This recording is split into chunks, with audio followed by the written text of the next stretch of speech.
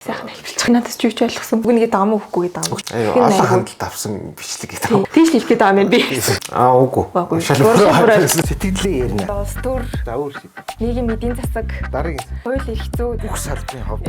За тэгээд баярлалаа.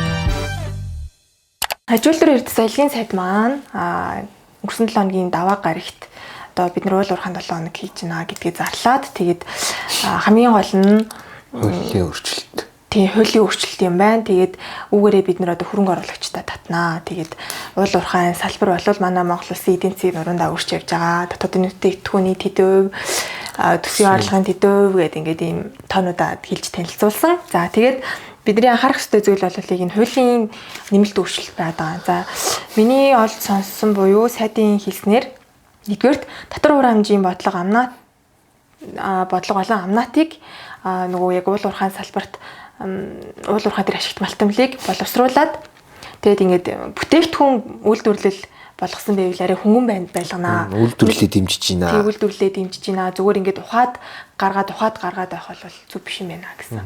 Иймэрхүү бодлоготой юм билээ. За хоёрдугаарт чухал ашигт малтамлыг анх удаа хуульд орууллаа гэдэг байгаа байхгүй тий. Энийг болохоор одоо яг юуг чухал ашигт малтал гэдэг байгаа ингээд мэдээлж жоохон байхгүй миний хувьд гэх жишээ нь.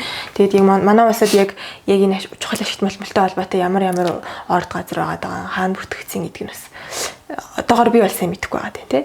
За тэгээд энэ дээрс чинь бас нэмээд газрын ор элемент гэдэг ч бас байгаа шүү дээ. Эндээс бас өөр шүү. Өөрийн хувьд бол өөр юм билээ гэдэг бол мэдээд байгаа. За тэгээд амнаатын тодорхой хувийг шууд орон нутагт олгодог болно гэж байгаа юм билээ. За тэгээд хайгуулын тусгай зөвшөөрлийг олон сонголттой олгоно гэсэн энэ дөрвөн өөрчлөлт санал болгож байгаа гэх юм уу. За тэгээд энэ 7 хоногт бол юу яаж байгаа хилцүүлээд саналаа авч эхэлж байгаа гэд тэгээд нэлээд олон хилцүүлэг зохион байгуулсан байх шүү болсон. Тийм. Би тэр мэдээллийн бас үзэлтэй манай сайд бас ингээл энэ тэнд бахан л ярьслаа өгсөн юм шиг байна. Энэ тэнд аягүй их явж исэн тэр яриа. Нэг агуулгатай тэгээд юм. Яг саяны дөрөв юм хэлдэг. Яг миний зүгээр мэдээлэл авснаар бол эн чинь ашигт малтмалын хуулийн өөрчлөлт чинь маш удаж олон жил яригдж байгаа. Өмнөх засгийн газрын хүч яригдчихл байсан. Яг юм өргөн баригддаггүй. Тэгэл үе ийм санал авдаг. Тэгэхдээ энэ удаа бол одоо хаврын чуулган ч юм өргөн барих шийдсэн байлгүй дээ. Ярианаас нь гэж ойлгосон. За эн чинь бүр анх бол баг 2 жилийн өмнөөс баха. Хуулийн шинжилсэн хариулгын хэлбэрээр явж исэн. Төсөл нь уул уурхай үйлдвэрлэлийн яам дээр төрөв. Тэг ингээд төслийн ингээд харьцуулахаар ингээд тийм зарчмын тийм шийдэлтэй ялгаанууд их тийм ховор. Тэгээ сүүлд бол одоо энэ яригдж байгаа төсөл бол нэмэлт өөрчлөлтийн хэлбэрээр хийгдсэн юм байна лээ. Гэхдээ яг нөгөө өмнөх шинжилсэн хариулгынхаа гол өөрчлөлтүүд ингээд түгэд авцсан байна уу даа л гэж би харсан. За нөгөө critical minerals гэдэг одоо тэр нөгөө чухал ашигт малтмал. За тэр бол бүр анхныхын төсөл дээр бол явж исэн. Тэгээ дундаас наваа хийцэн байсан. Одоо дахиад оруулж байгаа юм шиг байна. Гэхдээ би нөгөө нэмэлт өөрчлөлийн төслийг ингэж гүйлгэж харсан л та. Бүр нэг бүрчлэн нарийн бол бас яг хараагүй байна. Одоохондоо. Гүйлгээд харахаар яг нөгөө чухал ашигт малтмал гэдгийг ингээд зарлана. Миний ойлголтоор бол чухал ашигт малтмал гэдэг чинь тэр усад одоо ямар ашигт малтмалын төрлөө бид нэр чухал гэж үзэх юм бэ гэдгээ тодорхойлж зарладаг болохоос биш. Одоо яг нөгөө газрын ховор элемент гэдэг шиг юм ашигт малтмалын тийм төрөл биш. Тэр ингэж өөртөө тодорхойлж тэндээ одоо дэмжсэн бодлогоо чиглүүлнэ гэсэн үг юм шиг байна. За ингээ хууль тэр чухал ашигт малтмалтай холбоотой энэ өөрчлөлтийг ингээ харахаар за бид нэр ингээ тодорхойлоод зарлана. Тэг ингээд ийм одоо дэмжлэг үзүүлнэ. Ийм төрлийн ингээд ингээ лист гаргацсан. Одоо яг тэр дэмжлэгээ яаж хэрэгжүүлэх юм бэ гэдэг процесс мэдээж байхгүй. Одоо манай хууль бичигддэг одоо ерөнхий зүй тогтол ёсоор тэгээ одоо тийм дэмжлэг шаардлагатай болсон бол тэр чухал ашигт малтмалын салбарын хүсэлтэд гаргаад тэгээд одоо шийдвэл гэсэн юм ерөнхий л юм байсан. Тэр яг тэгээд нөгөө улс төрийн бодлогын хувьд ингээд тэрийг үнэхээр дэмжинэ гэж ивэл тэгээд хэрэгжил байх л та. Түүнээс биш яг юм процесс жуулж гэх юм юм шийдэл нь тийм одоо тийм тодорхой биш юм шиг санагдсан 2 3 хаал заалт. За тэгээд тэр нөгөө хайгуулын тусгай зөвшөөрлийг өргөдлөөр олгодог мөн одоо сонгон шалгуулалтаар гэдгийг одоо хослуулж авч юмнаа гэдэг юм ол хийцэн байсан. Жишээлбэл ингээ улсын төсвөр ингээд эрэл хайгуулынхын ажил хийгдээд одоо нөөц тогтоогдоогүй эсвэл одоо энэ баг тогтоогдсон чип гэдэг юм тодорхой хэдэн тохиолдолд бол өргөдлөөр олгоно. Өргөдлөөр гэдэг нь ингээд уурхай юм ашигт малтуулын газар зарлаад тэгээд өргөдөл аваад хамгийн одоо шаардлага хангасан өргөдөлт нь өргөдөл гаргасан хүнд нь шууд олгочихно гэсэн үг. Гэхдээ төлбөр байгаа шүү дээ. Одоо нь бол бүх одоо хайгуулын талбайг сонгон шалгуулалтын журмаар явуулж байгаа. За энэс өмнө бүр анх бол дан өргөдлөөр явдаг гэсэн. За энэс үүдээд одоо бөөн одоо шүүмжил болдог танилцаа өгж гин тэр нь ингээд мэдээлэл ойрхоноороо авчлаа тийм бөөн асуудал болдог гэсэн. Тэгээд тэрийгээ бүр болоод ингээд сонгон шалгуулалтаар дандаа явж байжгаад одоо ингээд энэ хайгуулын ажлыг нэмэгдүүлэе гэсэн бодлогын хүрээнд ингээд хоёулангаар нь одоо явъя гэж тооцсон болоо та гэж бодсон. За тэр амнааттай холбоотой асуудлыг би одоо ингээд нөгөө сайтынхаа ярилцлагыг нөгөө төслөөсөө төрүүлээд ингээд уншин штэ. Тэнгүүт айгүй л тийм өөр бүр юм эрс өөр юм хийх гээд байгаа юм байна. Энэ бол эдийн засгт бол ерөөсөө өөрчлөлтийн гээд баг өөрөө хэлсэн байсан. Ач холбогдолтой л байх. Гэтэ тийм яг нөгөө анхны сэтгэлээр шиг юм амар ноцтой гэдэг юм уу? Эрс тийм өөрчлөлт бол харагдаагүй. Хамгийн гол нь амнаат дээр чинь нөгөө нэг тэр төрийн эзэмшлийн 34%-ийг амнаатаар орлуулах гэдэг асуудал нэлийн сонирхол татаад байгаа байхгүй тий. Үнээр тийгэж алдаага засъя гэж байгаа юм болвол гээд байгаа шүү дээ. Тэгэхээр тэр өөрчлөлтөө хийн гэж дуртахгүй байгааг бодоход жоохон бас эргэлзээтэй.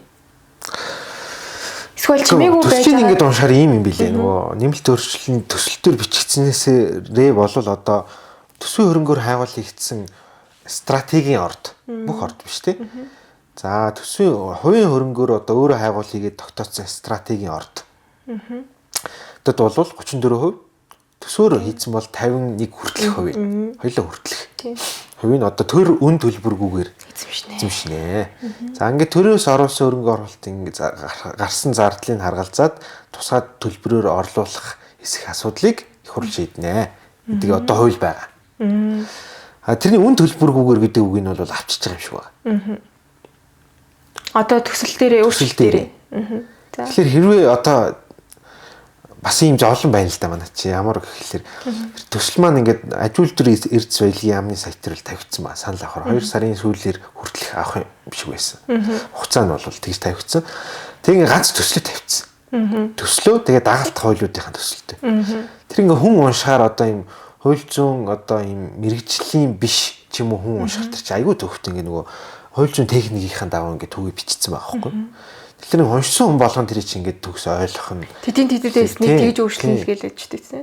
Ингээ тулгаж харахгүй тэр чинь бас төвхтөө уншихад. Хоёрдугаарт нөгөө хууль тогтоомжийн хууль заасан ингээ би нэг өмнө ярьжсэн шүү дээ. Үзэл баримтлал за тэр нөгөө судалгаа хэрэгцээ шаардлага тандан судалгаа ийм баримтууд ерөөс тавьдаг. Хувийн санаачлагч маань ямар асуудал байна гэж хараад тэрийг яаж шийдэх гэж ингэж энэ шийдгийг одоо яагаад гаргаж ирж байгаа вэ гэдэг юм одоо тэр чинь бол хууль зүйн техникээр бичигдэхгүй юм энгийн алтан бичгийн стандартаар бичигдсэн юм текст баймаар шүү дээ. Тийм юм байхгүй. Тэр би л ороогүй байна уу тий? Ороогүй байх шүү. Legal info руу ороход байхгүй. Тийм одоо бас зовлон байдаг. Гэхдээ одоо яагаад тэр үн төлбөргүй гэдэг үгийг авснараа одоо асуудал нь яаж өөрчлөгдөхийг гэж харж байгаа нь одоо жоохон ойлгомжтой байна тий. За тэр нөгөө амнааттай холбоотой асуудал гэхээр нөгөө баяжуулалтын ингээд дэмжин эцсийн бүтээгдэхүүн үйлдвэрлэлийг дэмжинэ л гэдэг ашиг. Ингээ бас хуулийн уншихаар бас их сонио. Одоо бол манайд ашигт малтмуулын тухай хуулиар 2 төрлийн тусгай зөвшөөрөл олгодог нь хайгуулын болон ашиглалтын. За энэ дээр нэмээд баяжуулалтын гэж өгч байгаа юм шиг байна. Тэг нэг ингээд тийм бүтээгдэхүүн үйлдвэрлэлийг дэмжих гээд байгаа хүмүүс чинь тэр үйлдвэрлэлийнхаа үйл ажиллагааг ингээд тусгай зөвшөөрлжүүлээд ингээд тусгай зөвшөөрөл олгоно гэдэг чинь хязгаарлалт тогтоож ийн л гэсэн үг шүү дээ. Нэг ёсондоо бол үнэхээр стандартын шаардлагыг хангаад ингээд явж байгаа хүмүүс бол бүртгэлээ хийлгээд тэгээ тэр үйл ажиллагаагаа одоо өдийг хүртэл ер нь баяжуулалтын тусгай зөвшөөрөл гэдэг асуудал бол байгаагүй. Ямар ч хууль дээр байхгүй. Ингээд явж байгаа юмыг одоо дэмжиж чинь ингээд тусгай зөвшөөрлжүүлээд байгаа. Тэгээд тусгай зөвшөөрлийн төлбөр гэж ил болгоо. Тэгээд одоо нөгөө манайд л одоо бүх газар шатан дээр байдаг асуудал бол энэ тусгай зөвшөөрлийг олох процесс бол маш төвөгтэй. Тэг ингээд авилгалын их үүсвэр болдог. Нэг талаар энэ бол нээлттэй тий. Зөвхөн одоо энэ ашигт малтуулын салбарт биш л тий. Ер нь одоо энэ нийслэлийн худалдаа үйлчлэг бүх салбартын төрийн байгууллагаас зөвшөөрөл аавна гэдэг бол маш төвөгтэй ажил. Тэгэхээр одоо ийм төвөгтэй ажлынхаа бас нэг хэсэг болчихгүй дээ. Нөгөө дэмжих гээд байгаа салбар чинь тий. Одоо ямар хэрэгцээ шаардлага байгаа учраас энийг ингэж зөвшөөрлжүүлэх хэрэгтэй гэж үзсэн гэдгийг нь одоо бас нөгөө текст нь байхгүй болохоор ойлгомжгүй. За тэгэхээр нөгөө амнаатын хувь хэмжээ бол одоо бол юм ба штэ. Үндсэн хувь хэмжээ. Тэгээд нөгөө баяжуулалтын түвшин зах зээлийн үнийн түвшингээс хамаарат нэмэгдүүлсэн хувь хэмжээ. Үндсэн дээр ингээд хэрвээ зах зээлийн үн өндөр байх тусмаа нэмэгдээд яв. Нөгөө амнаатын ноогдох хувь маань.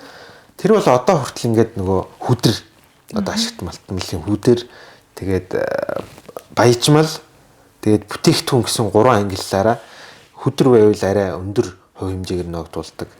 Баяжмал байвал одоо тэр хувь хэмжээнд буурдаг. Ийм тогтолцоо одоо хүртэл хэрэгжиж байна. Тэгээд одоо тэр төслийн ингээд харахаар зөвхөн цэсийн тэр хувь хэмжээг өөрчилсөн байгаа байхгүй юу?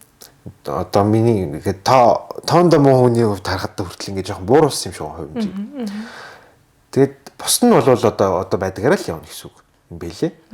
Тэгээд нөгөө стратегийн орд газруудын хувьд бол тусгай төлбөр ногдуулна. Одоо зөвхөн үндсэн орд болгон дээр ашигт малтмал болгоноос авдаг нөөц ашигласны төлбөрөөсөө гадна стратегийн орд дээр тусдан тогтооно.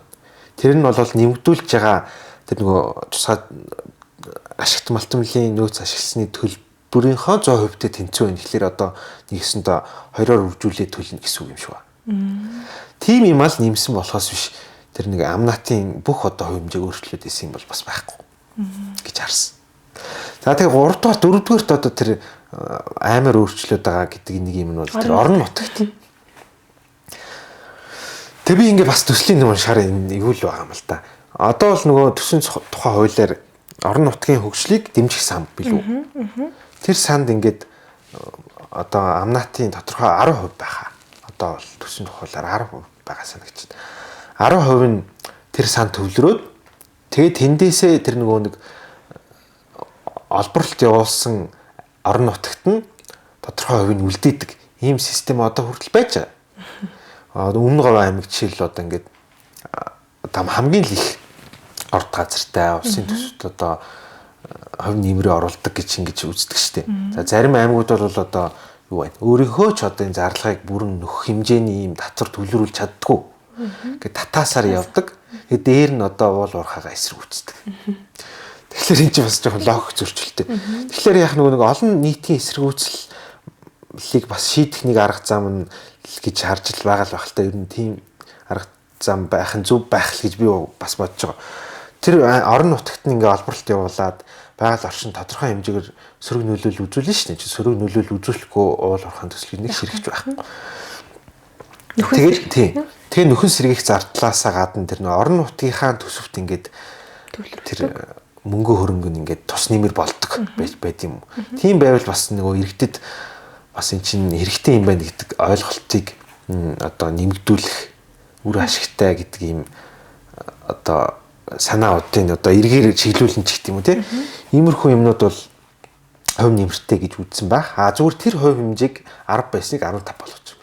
Түнс ингээд цоо шин юм ингээл хийгээл байгаа юм шиг харна би одоо үнэхээр л их өөрчлөлт хийгээд байгаа юм болов даа гэсэн чинь ер нь одоогийнхаа ямиг бол тодорхой хэмжээнд зарим нь хэвээр нь үлдээгээд одоо тун цөөн хэсгийг нь бол өөрчлөе гэсэн юм л төсөл.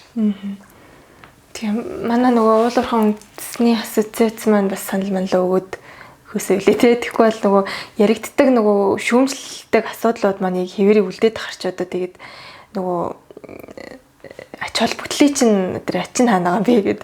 Тийм яг ярьж байгаа шиг биш тий. Эсвэл яг нөгөө улс төрчин болохоор бас их юм сүр оруулж ярьдаг юм шиг байна л та. Түүнээс биш яг өөрчлөлт нь бол бодит байдал дээр тийм л харагдчихилээ шүү л гэж хэлж байгаа. Хүүхдийн зуугийн хавцааныг бахан зодон боллоо гэд хоёул өмнөх подкаст нэр ярьжсэн. Тэгээд тэр үед ч юм бол шүүх хурал нь хойшлцсон. Яагаад хойшилчваа гэдэг талаар ярьжсэн шүү дээ. Тэгсэн чинь яг эцсийнгийн буруугийн шүүх хуралдаан болоод тэгээд нөгөө ял намаа аваад авсан гэх юм уу те оногдуулсан шүүхээс. За тэгээд шүүх хурал дээр болохоор процессыг хараад хахад 5 яллагдагч байсан. Тэгээд 2 хохирогч байсан. За тэгээд 2 хохирогч нь хоёулаа яллагдагч байсан. Ийм шүүх хурал болж өнгөрсөн. За тэгээд хүмүүс болохоор нөгөө яг нэг бүлэглэн зодуулсан гэдэг утгаар нэг сайн нямбуу гэд үнийг болохоор ганцаараа хохирогч байх ёстой гэж уг нь л үзээд тэгээд бас яг шүүхээс оногдуулсан ялтай бас жоохон санал нийлэхгүй юмнууд бол байгаад байгаа юм байлээ. Тэгээд яг учир нь юу байсан бэ гэхээр тэр чинь нөгөө 3 одоо эрүүг үйл заасан 3 гэмт хэрэгээр одоо зүйлчлэгдэж тэгж прокуророос шүүх рүү оруулж ирсэн байгаа байхгүй юу. Тэгээд нэг нь болохоор тэр саяны буугээ тохирогч гээд байгаа залуу болохоор бусдын бид хөнгөн хохирол учруулсан гэдэг хэрэгтэй. Бусдын бид гэдг нь болохоор мөн яллагдагч Санжаа Чопил гэдэг залуу байгаа. Тэр залуугийн бид хөнгөн хохирол учруулсан гэдэг нь одоо нөгөө шүүх хэмнэлэг юмныхад дүгнэлттэй нотлох баримтаар тогтсон гэж одоо прокуророос үзэж оруулсан. За дахиад нөгөө 2 зүйл анги нь болохоор нэг нь олон нийтийн амгалан тайван байдлыг алдагдуулах гэдэг гэмт хэрэг байсан. За нөгөө нэг нь болохоор одоо тэр нөгөө үлдсэн 4 хүнд те дөрүүлэнд нь саяын өмнөх хэлсэн нэг гэмт хэрэг байгаа. Тэгээ бас нэг гэмт хэрэг нь болохоор бусдын бид хүндэвтэр хохирол учруулах гэдэг ийм 2 гэмт хэрэг зүйлчилсэн. За тэгээд өмгөөлөх талаас бол яг энэ олон нийтийн амгалан тайван байдлыг алдагдуулах гэдэг гэмт хэргийг бол хэрэгсэхгүй болгоулъя гэдэг ийм саналтай байсан. Прокурорын талаас бол энэ бол олон нийтийн амгалан тайван байдлыг алдагдуулах гэмт хэрэг мөн гэдгээс мэдээж ингээ хоёр талаас нь мэтгэлцэж байгаа шүү дээ. За тэгээд нөгөө үндслэл нь юу байсан бэ гэхээр саяын гэмт хэргийг бол одоо тэр болсон үйл явдал буюу тэр нөгөө зодооны хэрэгтэй бол ингээд уйлдахгүй байна гэж тайлбарлаж тийм өмгөөлөх талаас тайлбарласан шүүх тэрийг бол хүлээж авсан гэх юм уу. Тэгээ нөгөө сувсуун цэх гээд нөгөө хуулийнхан бол мэддэг багтаа яг тийм талаасаа яг энэ хууль дээр байгаа үг үсэг агуулга найруулга нь тухайн болсон үйл явдалтай ингээд тохироогүй шүү гэдэг тийм л зүйлийг бол ярьж илээ. Тэгээд үндслээ айгу сайн хэлж ойлгуулсан болохоор хэрэгсэхгүй болсон баг. Тэгэхээр нөгөө нэг 2 гэмт хэрэг дээр зүйлслэгдсэн байсан юм чинь одоо ингээ нэг нь байхгүй болчих шүү дээ. Тэгэхээр нөгөө 5 хүнд холбогдох 5-аас чинь нэг нь бол өөр гэмт хэрэг байгаа. Тэнгүүд үлдсэн 4 хүнд нь холбогдох гэмт хэргийн нөгөө нэг оногдох ял нь ингээ буураад ирчихэж байгаа юм бэ лээ. Тэгэхээр тэрнэр хүмүүсээс нь жоохон дургу байх шиг болсон. За тэгээд үлдсэн нэг гэмт хэрэг дээр нь болохоор торгох ял төрчих эрхийг хязгаарлах гэх мэтчлэн иймэрхүү ял оноос тий. За тэгээд энэ дээр нөгөө шүүхийн үндслэл болохоор гим хохирлыг барагдуулсан байна. За тэгээд гим бурууга ухамсарласан байна гэдгийг бас харгалзан үтсэн байх гэж бодчих. Ойлгосон. Тийм байна да. Би яг нөгөө шүүхийн шийдвэр танилцуулж байгаа нэг юм хэсэг видеонууд явуулсан. Энэ нь бол шүүх хуралдаан нь бол нийлтэл явсан юм шиг л шүү дээ. Гэхдээ яг бүтэн бол сав зүгтэй яг энэ чинь анхан шатны шүүхийн л шийдвэр гэдэг нь одоо нөгөө шийдвэр маань нэгдүгürt бичгээр гараагүй, хоёрдугаарт хуулийн хүчин төгөлдөр болоогүй одоо тэр ялагдагч нь байна уу, нараас нь байна уу, өмгөөлөгч нараас нь байна уу, прокурор нь байна уу, одоо давзаалтах шатны тандаад тэр шүүхийн шийдвэрийг ингэж хянуулах бас боломж нь бол байж байгаа. Тэгээ яг нөгөө хүмүүсийн дургуйцаад байгаа юм ингээд зорчих хэрэг хязгаарлах гэдэг айгу тийм хөнгөн ял өчлөө штэ. Одоо мөнгөтэй хүмүүний мөнгө ялаад юм байна. За мөнгөгүй хүн бол одоо ингээд шоронд ордог юм байна. Гэдэг ийм одоо мэдээллүүдийг энэ улс төрийн манай авах зорилготой хүмүүс ч их явуулж байх шиг байна. Манай мэдээллийн сайтууд ч байсан өөрсдөө бас тийм одоо хүн тийм сэтгэл төрүүлэхүйц бүр анх одоо уншиж байгаа хүнд ч юм те. Тиймэрхүү агуулгатай мэдээнүүд явж байгаа юм байна даа гэж харсан. Хууль тайлбарлана гэснээс яг нөгөө хуулийг дээжих албан ёсоор тайлбарлаад ингэж тусна. За одоо энэ хуулийн хэм хэмжээг ингэж ойлгох шүү гэж тусад нь бичиж гаргадаг болохоос биш. Одоо хуулийг бол одоо шүүгч анхны шатандаа байна уу, давзаалт шатандаа байна уу, бүгдээрээ л тэр факт дээр тохируулж харьцуулж идэг юм уу тайлбарлаж хэрэгжилж байгаа л гэж ойлгох байх. Хэрэглээ талтай гэсэн юм шүү дээ. За тэгээд би бас тэр нөгөө видеог нь үзээд тэгэхээр нөгөө 3 хүн болвол 4 хүн болвол ингээ бүлэглэн хүний эрүүл мэндэд хүндэвтэр хохирол чуулсан байна санаатаагаар гэдэг үйлдэлтэй гэн буруутай гэж тооцогдсон. Эрүүгийн хууль заасан олон нийтийн амгалан тайван байдлыг алдагдуулах гэмт хэрэг бол нийтийн хэв журмыг зөрчөөд бүлэглээд ингээд одоо бусдад халдсан ч үгүй юм уу дөрөнгө бусдад гэмтээсэн зэрэгээрийн одоо хуучнаар бол одоо танхаарсан ийм одоо үйлдэлийг бол гэмт хэрэг тооцоод таашгүй. Гэдг нь одоо би таамаглалаар бол яг нөгөө харилцсан ингээд одоо юм үл ойлголцол хүрээд гэдэг юм уу эсвэл одоо нэг дэсхийг нург нь хүрээд гэдэг юм уу ингээд тийм сэтэлтээр ингээд зодон бос үйл явдлыг одоо яг танхаарсан гэхээсээ илүүтэй бол тэр бол яг нөгөө хүний эрүүл мэндэд хохирол учруулсан гэдэг үйлдэлтэй ингэж давхардуул зөвчлөхгүй л гэсэн л тиймэрхүү дүгнэлт хийсэн болов таамаглаж тий. Гэхдээ яг нөгөө 17-гийн 11-ийн дөрөвт заасан хүний эрүүл мэнд хүндэвтэр хохирол санаатай учруулах гэмт хэргийг одоо ингээ бүлэглэн үйлдэлсэн гэ хүндэрчиж штэ. Тэгэхээр энд бол одоо хууль зааснаар торох ял байна. За зорчих эрхийг хязгаарлах ял оногдуулж болж байна. Эсвэл хорих ял оногдуулна. Шүүх бол нөгөө хууль заасан тэр ялын интервал дотроос тохиромжтой гэж үзснийг л оногдуулах болохоос биш одоо ингээ харж ирсэн. За чамд бол хорих ял, чамд бол торох ял гэдэг ингэж оногдуулах гэсэн үг бас биш. Хүмүүс бас тэр нь тэгж ойлгох юм шиг л. Тэгэхээр яг хууль тогтоогчд яг энэ гэмт хэрэг үйлдсэн ийм буруутай тогтоогдсон хүнд ийм төрлийн ялаас ийм хугацааны хязгаарын дотор эсвэл мөнгөнд дөнгөний хооронд ял оногдуулж болно. За манай тохиолдолд бол одоо хүмүүсийн дургуутсаад байгаа тохиолдолд бол торох ял оногдуулж болно. 5 сая 400 мянган төгрөгнөөс 10 хэдэн сая төгрөг өрчвүлээ. За ингээд зорчих хэргийг хязгаарлаж болно. За эсвэл хорж болно. Хорих ял оногдуулж болно. Ер нь эрүүгийн хуулинд чинь бол ялын төрлүүд нь үндсэн 4 төрлийн ял чинь хөнгөнөөсөө хөндрөөгөө юу байх вэ гэхээр торох бол харьцангуй хөнгөн ял гэж үзэж байгаа тэр ялын төрөл дундаасаа. Тэгээ нийт тустай ажил хийх. За тэгээд зорчих эрхээ зарлах. Тэгээ одоо хамгийн хүнд одоо хүний эрх хчлөөнд одоо ностойгоор халддаг гэдэг юм уу? Хязгаарладаг ийм ял бол хорих ял гэж үзээд. За энэ 3 төрлийн ял чинь ингээд алийг ч оногдуулж болно. Гэхдээ нөхцөл байдлаас хамаараа шүүгч бас ингэж дур зоргоороо хамгийн хүндийн ч юм уу хамгийн хөнгөхнийг ингээд оногдуулна гэсэн үг бас биш. За тэр ял ингээд хууль тогтоогчийн заасан ялын дотор эрүүгийн хариуцлагыг хөндрүүлэх нөхцөл байдал байна уу?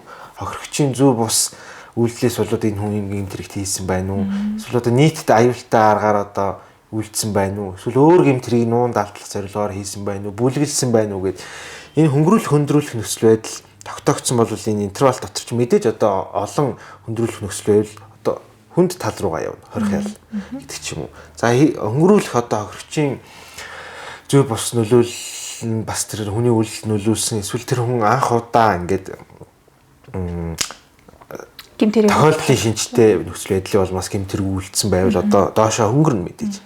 Тэгэхээр энэ тохиолдол зүгээр ингээд барагцаалаад харахаар яг дундаж тухайн гэмтэрэгт оногдуулах одоо ялын ингээд дундаж хэмжээнд нь багтааж би одоо зорчих эрхийг 8 сарын хугацаар тийм үсэн оногдуулсан байна гэж ойлгож байгаа. Тэгэхээр бол бас одоо заавал одоо 20 гэдэг бол баян ядуу бас үл хамааран энэ бол тийм амар тухайн үйлдэлтэйгээ холбогдох хэрэгтэй тийм үйл явдалтай биш байхал гэж би найдчих шүү дээ. Сая хоёлаа нэрээ өмнө ярьсан нөгөө нэг олон нийтийн амгалан тайван байдлыг алдагдуулах гэдэг гэмт хэрэг дээр нэг юм сая саналаа. Тэрэн дээрээс нөгөө нэг шинжин ямар байх ёстой вэ гэсэн чинь санаа зорилго нэгдээд зохион байгуулад тийм шинжийг бас агуулсан байх ёстой гэдэг зүйл яригдчихсэн. Тэгсэн чинь тухайн үеийн нөхцөл байдал бол тийм санаа зорилго нэгдэх, зохион байгуулах тийм ерөөсөө тийм завдал угаасаа байгаагүй. Нөгөө аян зөвөрөө ингээд болоод өнгөрцөн гэх юм уу? Нэг мэдсэн чинь болоод өнгөрцөн байсан. Тийм болохоор бас энэ гэмт хэрэг энэ шинжийг хангахгүй байна гэсэн зүйл бас яриад илээ. Тэгэхээр нөгөө нэг юм тийм бидний харж байгаа нөгөө нэг хүнийг зодчлоо гэдэг одоо тэр харж байгаа өнцгөөс илүүтэй яг тухайн бодит болсон явдал дээр хэрхэн яаж юу болсон бэ гэдэг бол бас нарийн цаанаа учир шалтгаантай хууль дээр заасан ийм нөхцөл тийм уялдаа холбоотой байх хэрэгтэй юм байна гэдгийг энэ хэрэг дээрээс бас харах хэрэгтэй юм болов уу гэж бодсон. За тэгээд хоёрдугаарт бас нэг яригдах хэрэгтэй зүйл бол энэ баг хамгийн анх удаага ингээд нэг ч удаа бараг тасрахгүйгээр одоо бүтэн ингэж шууд дамжуулсан эрүүгийн шүүх хурал болов уу? За яг сүүлийн үед гэж хэлжээ те өмнө нь бас нөгөө улс төрийн хэрэг мэрэг дээр ганц нэг байсан санагдаж байна те нөгөө Нарамтуя гэдэг эмэгтэй дээр энэ төр те. Гэхдээ манай шүүх хуралдаа нөхчөр нь бүтэн шууд за миний тэр нөгөө хэлээд байгаа шинж нь болохоор олон нийтээрээ бүр ингэж анхаарлаа хандсан гэж би татдах чи заяа. Тэгээд түүнээс одоо ингээд ер нь яг шүүх хурлууд бүтэн явж л байгаа л да одоо шүүхүүдийн пэйж рүү энэ төр ороод харахлаар тийм бүтэн яваад байгаа харагддаг. Гэхдээ тэндээс нөгөө хүн тогтож харж нөгөө сонирхож үзэх олон хандлт авсан бичлэг гэдэг юм. За ер нь тийм л юм байна. Тийш хэлэх гээд байгаа юм би.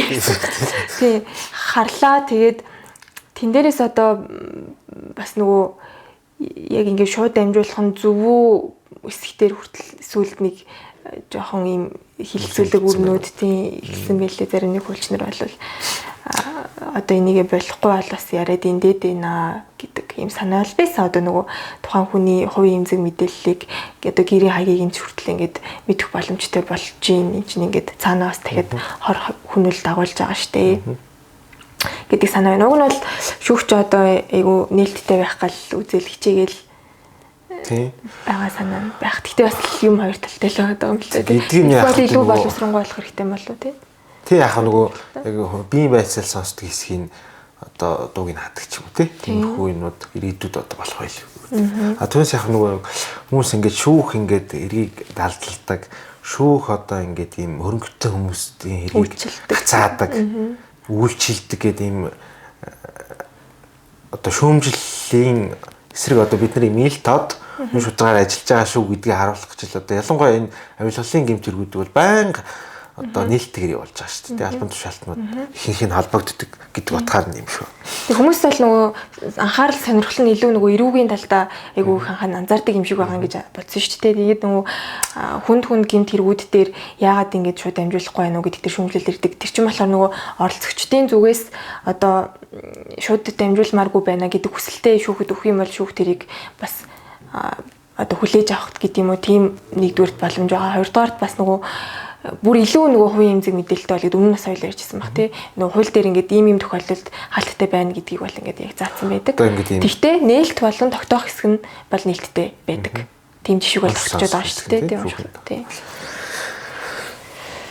Тийм байна. Тэгээд одоо яг нөгөө мөнгөтэй мөнгөгүй гэдэг нь юу л байх л та. За ингээд ийм хүмүүсийн хандлагыг харахаар одоо харин мөнгөтэй учраас илүү ял оноогод байна гэдэг ч бас тийм боломооргүй юм үнэлэл байл л дээ. Одоо мөнгөтэй мөнгөгүй санаа нь бол миний ойлгочоор мөнгөтэй мөнгөгүй хөрөнгөтэй байна тэр хүний одоо гэр бүлийн байдал нь одоо ямар хөрөнгө чинээтэй байна гэсгээс үл хамааран одоо ингээд юм тэгш шүүхийн өмнө байх тухайн асуудлыг л одоо хэд байгаа юм болов уу гэж ойлгосон шүү дээ. Гэхдээ яг нөгөө энэ тохиолдолд бол би тэр хүмүүс нөгөө гин буруугаа ингээ хөлийн зөвшөөрөөд гэдэг юм уу охирлоо нөхөн төлөхөө ингээ шүүхийн өмнөх шатандаа илэрхийлээд ингээ хэлбэршүүлсэн журмаар явдаг ийм хэрэгүүд байдаг шүү дээ. Жишээлбэл одоо би үнэхээр одоо юм буруу юм хийчихээ гэдгийг бол би одоо хөлийн зөвшөөрч байна. Миний энэ үйлдэл нь одоо ийм баримтаар нотлогдож байна. Тэгээ би одоо энэ хүнд ингээ охирлоо төлчихё. Гингүүт одоо тэр хүнд одоо хөнгөлт олгодог гэдэг нь одоо ялыг хөнгөрүүлдэг, ялаас чөлөөлөх хууль зас хүрээнд шүү дээ. Тийм арга хэмжээ. Энэ тохиолдолд бол яг тийм процессор яваагүй юм байна гэж би зүгээр ойлгосон зүг. Тийм ягаад хэрвээ тийм юм бол хэлбэр ажиллагааны шүүхээр шүүх бах тий. Тэгээ нийслэл дөө?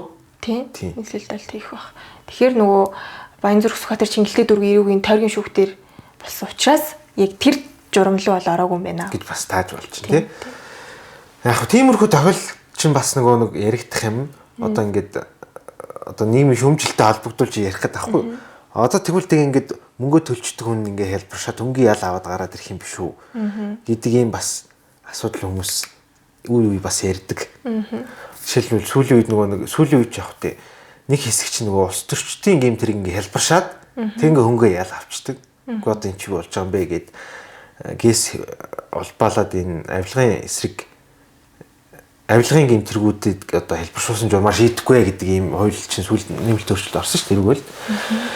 Гэдэг нь одоо тэрний санааны уг нь юу вэ гэхээр одоо ингээд шодж байгаа ёсыг тогтооно гэдэг чинь зөвхөн одоо ингээд та хоёр байсан байна. За чи энэ буруутай шүү. Одоо би энийг ингээд төр авч явлаа гэдэг шорондоо хэлээ. За ингээд чи баяртай гэд хэлчихэр чинь бас тэр хүн чи ингээд хохирцсон хүн маань нөгөө хохирлоо яаж барагдуулах уу гэдэг асуудал чинь одоо бас чухал юм аа гэдэг одоо үжил санааны үүднээс хэм үү. Тэр хүн бас ингээд нийгэмд ингээд тэр үйл явдлын хороо уршгийг ингэж арилгаж эргээд одоо өмнөх байдалтай ингэж бүрэн сэрэх сэтгэл санааны хувьд ч тэр гэдэг утгаар мөнгөний төлбөрөө олгоод ингээ хохирлын та хоёр ингээд аль болох эвлэрээд ингээ шийдчихвэл хөнгөлт олгоё гэж байна. Шүүгч нөгөө гол нь ял өгөхөөс гадна хүний нөгөө хүндэгцэн эрхийг сэргээх гэдэг бас нэг чигүүрийг хэрэгжүүлж байгаа шүү дээ. Тэгэхээр нөгөө тэрийг хүмүүс бас жоохон нөгөө ядын орхигдуулаад гэх юм уу жоохон тэгж хүлээж аваад байдаг юм шиг байна. Гэхдээ яг бас нэг шүүмжлэлтэй юм байгаа нь одоо үргэлжлүүлээд ярихад за одоо ингээд ийм тэр хохирлыг ингээд нөхөн төлөх боломжтой хүн маань ингээд төлөд өнгөрчиж байна. Тэгээ тэр хүн маань ингээд төлөхөө илэрхийлсэн тохиолдолд бас ингээд хөнгөлөх юм хууль зүйн боломж нь бий л дээ. Гэхдээ мэдээж төлөхөө илэрхийлснээс илүү одоо бодитор төлцсөн тохиолдолд чинь одоо тэр хөнгөлтийн одоо боломж гэдэг юм уу энгийнээр те илүү сайжрах гэдэг нь шүү дээ. Тэгэхээр одоо яг иймэрхүү жишээлбэл энэ кейсээс тусдаа иймэрхүү асуудал дээр одоо тэр гэмт хэрэг үйлцсэн хүний хөрөнгө чинээний байдал ингээ яригдах боломжтой юм шиг болчихж байгаа. Жишээл нөгөө барууны ус орнууд гэдэг юм уу одоо энгийнээр ийм өндөр хөгжилтэй орнууд бол одоо нөгөө даатгалын систем ингээд өндөр хөгжсөн учраас одоо би ингээ гудамжинд явуулж байгаа цохиулаад тэрнээсээ бол дэмжлэг твтээд одоо сарынхаа орлогыг ингээ бууруулдаг олж чадахгүй болох тохиолдол чинь бас юм даатгалын эрсдэл гэж үздэг тийм бүтээгдэхүүн даатгалын бүтээгдэхүүн байдаг байна. Манай Монголд бол одоо манай даатгалын компаниуд санал болгодог л багтал. Гэхдээ тийм түнвэмэл биш байх тий. За ингээд тэр хүн бол нөгөө хөнгөлт нь ингээд даатгалын журмаар ингээд өөрөө хөнгөлбөрөө авчиж байна. Манайд нөгөө засгийн газрын тусгай сан эсвэл одоо даатгал байхгүй төр ингээд өмнөөс нь төлөөд тэр хүний хохирлыг барагдуулаад одоо гин буруутай хүнээс нь ингээд хохирлоо авах гэдэг шүү дээ. Тэгэнгүүт одоо манай нөгөө засгийн газрын гэмт хэргийн хохирогчд нөхөн төлбөрөө олох сан гэж байгаа. Тэр сан бол одоо ингээ хуулийн харахад хөрөнгийнх нь одоо гол их үүсвэр нь торох ял шидэгдсэн хүмүүсийн одоо тэр торгуул төлсөн мөнгөний 60% гэж. Тэгээ тодорхой гэмт хэрэгүүд дээр ингээд нөхөн төлбөрийн өмнөөс нь одоо төр шийдвэр гүйцэтгэлтэй тэр хүмүүсэлтэй гараад тэр хууль зүйн яам ерөнхийдөө шийдэж олгодог юм шиг болж байна харах. Тэгээ бас нэг энэ 7 хоногт нөгөө энэтэй холбоотой гарсан юм чинь гарсан шүүх хуралдаан гэх юм. Болоод бас нөгөө тэр сэтгэл санааны хохирол гаруулсан. Тэгээ ингээ хүмүүс ингээ бас ингээ харж харъя одоо энэ мөнгө чинь даанаас олох юм. Өндөлөхгүй бол яах юм. Тэг асуудал бас. Тэг нэг өөр нэг хэрэг дээр хэлэх те тэр чинь тодруулж хэлэх юм бол 16 настай болон 32 настай эмэгтэй хүнөөсөн этгээд дээр болвол 400 гаруй тэр юу лээ тэр сая байсан уу те төгрөгийг одоо хохирогчд олгон тэгээ тэрийн нөгөө хин тэдэн төгрөг олохыг ингээд задлсан байсан. Тийм шүүхийн шийдвэр гарсан шүү дээ. Тэгэхээр одоо тухайн одоо яллагдагч гэм шүүгдэгч болвол нөгөө төлбөрийн чадваргүй байлаа гэхэд тэр мөнгөний 60% нь бол усаас өгдөг байна. Үгүй. Тэр нөгөө сайхан хэлж байгаа. Нөхөн төлбөр одоо тодорхой ингээ хууль заасан гэмт хэрэгүүд төр ингээ нөхөн төлбөрийн усаас өгөх. Яг одоо заавал бас тэр болгон өгөх. Албатай биш үү? Ч бас ингээ эдийн засгийн хувьд бас хязгаарлагдсан л байх л та тий. Тэр нөхөн төлбөр олгодог сангийн мөнгө нь хаанаас орж ирдэг вэ гэхлээр гол их үүсвэр нь ерөнхийдөө торох гэмт хэрэг ял шийдэгдээд торох ял шийдэгдээд торгуулийн мөнгөд төлсөн тэр мөнгөний 60% нь тэр сан руу ордог юм шиг байна. За энэ тохиолдолд гэхдээ яг нэг ийм одоо шил 400 сая төгрөгийг ингээд заавал одоо гараа нь гэсэн үг бас биш л те. Ерөнхийдөө ингээд нөгөө гэмт хэрэг тохирсон хүний нөхөн төлбөрийг олох асуудал маань бас нэг жоохон системийн хувьд ийм төвхтэй байдаг юм шиг байна. Болцсон уу? Гэтэ надад ч юу ч ойлгосон гэдэг. Тэр 400 сая төгрөгийг өгнө гэдэг ам өгөхгүй гэдэг ам. Өгч магадгүй л гэж аахгүй. Тэрийг хөл зүй юм шиг тийм үү? Тий, одоо 400 сая гэдэг чинь энгийн ойлголтын өмнөр бас хүн болгонд ингээд гаргаад өгчдөг. Шийдвэр гүйцэтгэлийн журмаар одоо ингээд албатан гаргуулахар боллоо ч гэсэн тэр хүнд одоо 400 сая төгрөгийн хөрөнгө байна уу гэдэг чинь бас юм эргэлзээтэй тий. Тэгэхээр нөгөө хохирсон хүнд чи одоо мөнгөө яаж авах юм бэ гэд хүмүүс тэгээд тааш билээ тий. Тэгэхээр тэр уг нэг тусгай сан байдгийн тэр сан нь одоо ингээ боломжтой бол гаргаж өгдгийн. Гэхдээ ингээ хөрөнгийн хүсэрний хязгаарлагдмал тэг яг шийдэх процесс нь ингээ зөвхөн юм яамны одоо үзмжир юм шиг ингээ журмын уушхаар яг ийм тохиолдолд олгонд олохгүй гэсэн юм байхгүй олгож болно олохгүй байж болно гэж ингээ бичсэн. Учираас одоо ирээдүйд манайх бас тэр гэмт хэрэгт одоо ингээд өртөөд хохирцсон хүнийхээ эргээд яаж тэр хүн нөхөн сэргийх гэдэг юм. Энгийнээр тийм асуудлуудаас шаардах хэрэгтэй байна. Зөвхөн тэр нөгөө яаж шийдэж байгаа мөнгөтэй мөнгөгүй сонирхоос гадна гэж хэлэх гэж байхгүй. Тийм биз дээ. Манайд бол энэ хүнд ял өхийг л их сонирхол байх шиг байна. Харин тийм үү. Миний одоо жоохон замбраагүй ярьсан баг. Санаа нь бол хүнд ял өхөөс гадна хамгийн гол нь тэр хохирцсон хүнээ яаж одоо эргэж одоо хэвийн байдалд нь оруулах хөлийн марагдуулах уу гэдэг л одоо илүү чухал баймаар юм гэж бодож байгаа юм. Би ч тэгж бодож байна. За тэгээд шүүх хурал болсон хүмүүс ийшээ бас нэлийн анхаарал хандуулсан юм онцлог үйл явдлын 7 хоногт болсноос гадна улс төрийн агуулгатай гэх юм уу бас нэг хит юм болоод өнгөрлөө. Гэтэ бас хууль шүүхтэй холбоотой асуудал байсан. Таслан сэргийлэх арга хэмжээ авсан байсан. Хинд юм бэ гэсэн чинь яг тодорхой болцсон нь бол улсын хурлын дэд дарга байсан. Одоо бол улсын хурлын гишүүн болгон туяа гэдэг хүн байгаа. За яг нэг адилхан зөвшлөл дээр бас нэг хүн байгаа нь болохоор ББ гэдэг нэг хүн байгаа. За ББ-г бол Б баасанд орж гэдэг хүн байна гэж бас хүмүүс бол таасан. Тэгтээ бол баттай бол биш те. Гэтэ яг нөгөө тухайн нөгөө цэцгийн дүгнэлт энтертэй холбоотой тэр чинь нөгөө 19-2 гэдэг яг нөгөө үйл явдлыг сануулхад эрэгүү үйлийг заасан 19-2 буюу төрийн эрх барих дээд байгууллагын эрхийг хууль бусаар авах билүү дээ тийм гэмт хэрэг байсан. Зохион байгуулах энэ гэсэн тэр байдаг. Хууль бусаар авах саатуулах гэдэг гэмт хэрэг холбогдуулаад ямар ч 2 хүнтэй холбоотой дасан сэргийлэх арга хэмжээ авах саналыг прокуророос шүүхэд өгөөд шүүх болохоор нэгэн дээр нь бол дасан сэргийлэх арга хэмжээг авсан нэгэн дээр нь бол аваагүй юм байна гэж ойлгосон. Гэхдээ энэ одоо ингээд энэ хоёр санал бол хоёлаа 2 удаа шүүхтэр очсон. Эхнийх нь бол хоёулын дээр нь аваагүй, хоёр дахь дээр нь бол нэгэн дээр нь аваагүй, нэгэн дээр нь авсан нь болгон туяа гишүүнийх байсан. Буюу хиллээр гарахыг хязгаарласан. Тийм хязгаарлагдах байсан тийм. За тэгээд ингэхээр нөгөө нэг гишүүний бүрэн эрх халтшгүй байдалтай холбогдох юм уугүй юу гэд бас асуултын тэмдэг гарч ирээд байгаа юм. Тэгсэн чинь хууль дээр юу гэж үүдин гэсэн чинь улсын хурлын тухай хуулийн 45-ийн 1-т болохоор эрэггүй эрэг үүсгэсэн. Тэгээд гэр өрөө тэр хэрэгсэл бид үзлэг нийлэг хийх зөвшөөрөл хүсэж прокурорын ерөнхий прокурор улсын хурал руу хүсэлтээ өгөөд тэгээд улсын хурал тэрийг хилцээд шийдвэрлэх юм байгаад байгаа. За тэгэхээр яг энэ саяын болсон тохиолдолд болохоор энэ залт бол хамаарахгүй байгаа гэсэн үг байхгүй.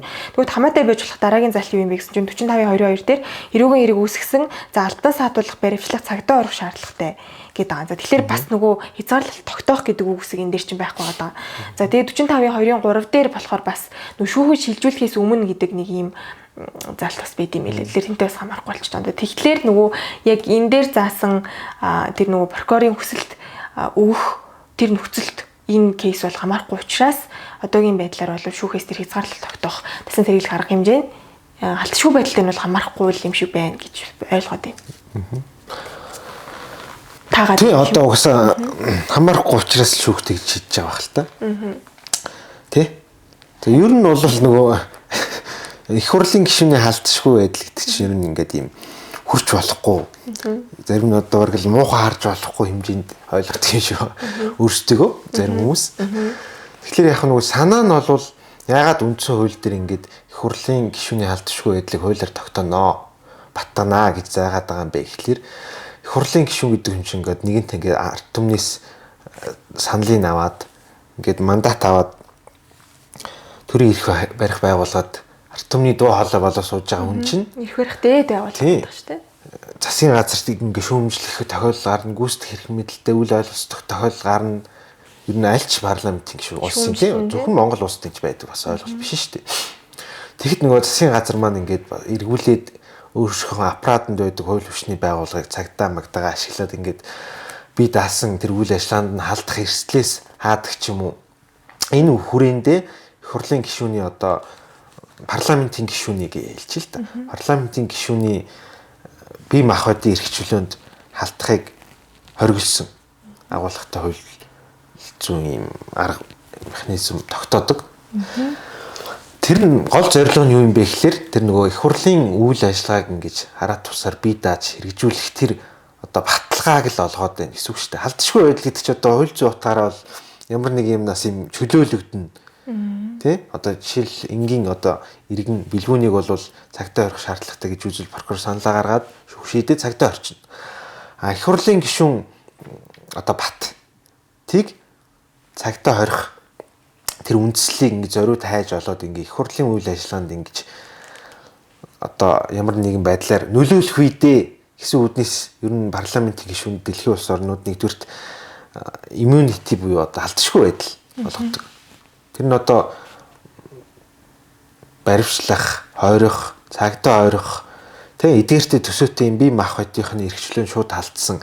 За манайд бол нэмээд энэ үйлчлэг нэгжлэг хийх тохиолдлыг бол хамт нь оруулчт юм шүү.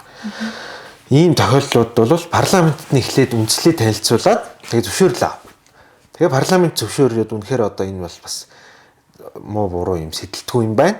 Энэ хүн бас ийм хийц юм шиг байна гэхдээ та нар ингэ шалгах чаа гэж дэмжүүл олонхонд дэмжүүл ингэ тэр хүнийг чөлөөлөөд тэгээд одоо энгийн бүрийн асуудал байгаа байхгүй тийм журмаар явдаг. А парламент зөвшөөрөхгүй байж бас болно.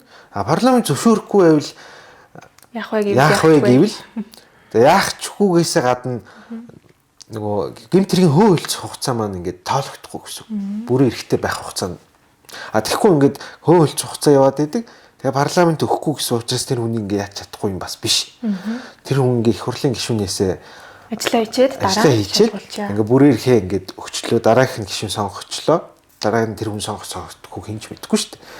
Ийм тохиолдолд ажиллаа ингээд бүрийн эрэхэн дуусгар болсон үеэс эхлээд хөөөлцөх хугацааг нь тоолоод үргэлжлүүлж тоолоод гэд гэмт хэрэгтэй шалгалтад явна гэсэн үг. За ер нь дэлхийн улс орнууд одоо нэгдүгээр тийм халдшгүй байдал олгодог. Хоёрдугаарт нөгөө хариуцлага татагдахгүй байх. Энд чинь бас халдшгүй байдал чинь нэг төрлийн баталгаа байх нь шүү дээ. Хоёрдугаар баталгаа нь хариуцлага татагдахгүй байх буюу одоо их хурл дээр хэлсэн үг одоо санал дэмжсэн дэмжээгүй саналынхаа төлөө хожим тэр хүн буруутгахдаггүй шүүхийн өмнө. А гэхдээ тэрэнд бол их хурлын эндэр дээрээс ирээд хүн гүтгээд оромжлоод байж бас болохгүй. Тэрнээс бос тохиолдолд. Одоо чи энэ тогтоолыг ингээд засгийн газрыг огцруулахыг дэмжсэн байж тээ. Тэгээд дараа нь тэр хүнд ингээд хариуцлага асуудал ярьж болохгүй л гэсэн.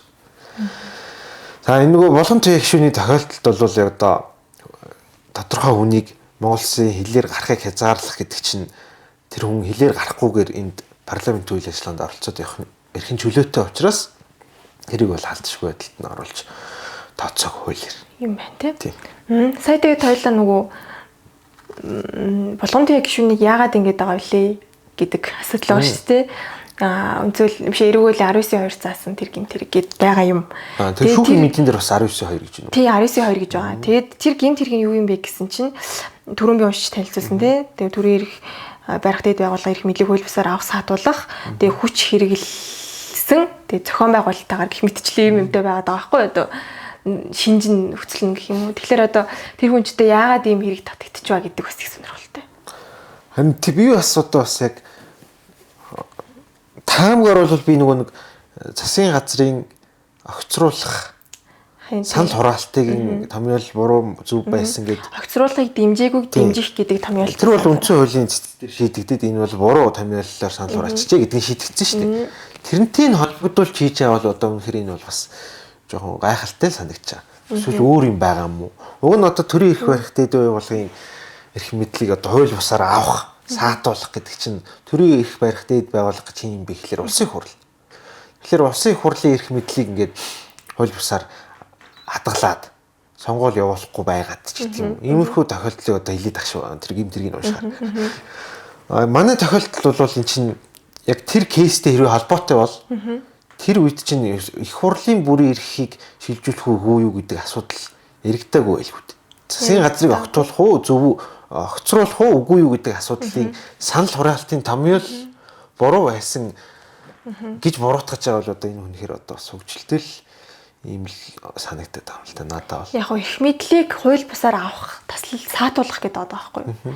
Тэгэхээр магадгүй саатуулах гэдэг дээр хамарч байгаа юм болов уу гэсэн таамаг бол надад байгаа юм. Тэгээд тэр чинь нөгөө бас цэцгийн хурал дээр энэ суусан ингээ харж байхад тэр томьёолыг хаанаас гараад ирвэ гэдэг дээр аюу тийм юу яжсэн байхгүй юу? Цэцээс одоо их гайхширч исэн гэх юм. Тэр нөгөө нөхцөл шалтгааныг тогтоох, тодорхойлох гэж оролдож исэн цэцээс бол яагаад юм болчихваа гэдгийг те.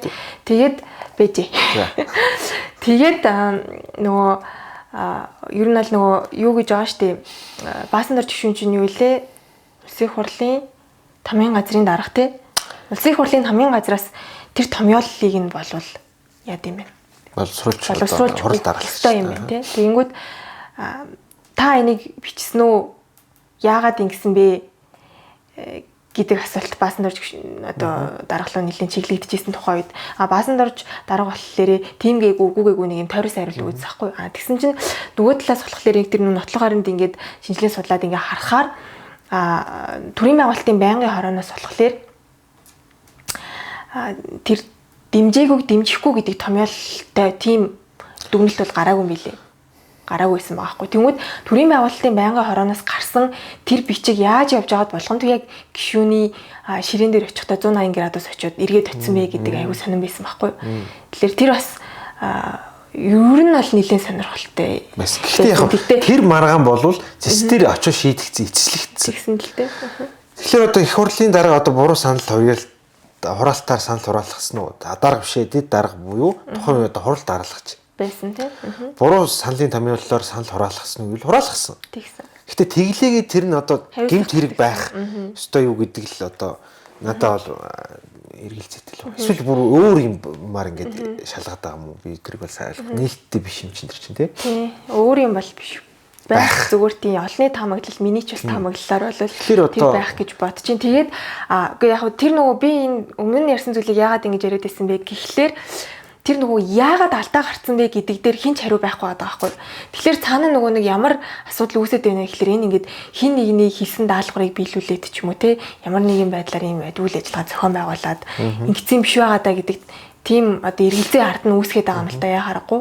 Тэгэхээр энэ нөгөө нэг зохион байгуулалттай одоо тэр эрхийг нь авах гээд байгаа даа биш зүгээр ингээд саатуулсан бас үйлдэл байх дээр бас миний бодлоор зүгээр яг бас эргэлзээтэй юм болов уу гэж бодсон. Гэтэ яг хуу таны уншсанад гэмт хэрэг чинь бол төрийн эрх барих дээд байгууллагын эрхийг хууль бусаар авах саатуулах тийм. Тэгэхээр их хурлын эрхийг одоо саатуулсан гэдэг юм тохиолдлыг би бол ойлгохгүй байна. Тэр хүн чинь ингээ засгийн газрын л ер нь унгаах уу солих уу үлдээх үү гэдэг асуудал яригдчихсан болохоос их хурлын бүр эрх тэнд ерөөсөө хэлчих гэж яригдаагүй шүү дээ. Их хурлын одоо ингээд тэр бүрийн эрхийг хэрэгжүүлэх явцад нь одоо ингээд нэг тодорхойгүй байдал үүсгэж одоо нэг манипуляц маягийн юм хийчихэд байгаа юм шүү гэдэг санаалахгүй юу? Миний бодлоор бол тэгээ тэрийг тэгэж ойлгоод байгаа юм шүү гэж бодоод байгаа байхгүй юу?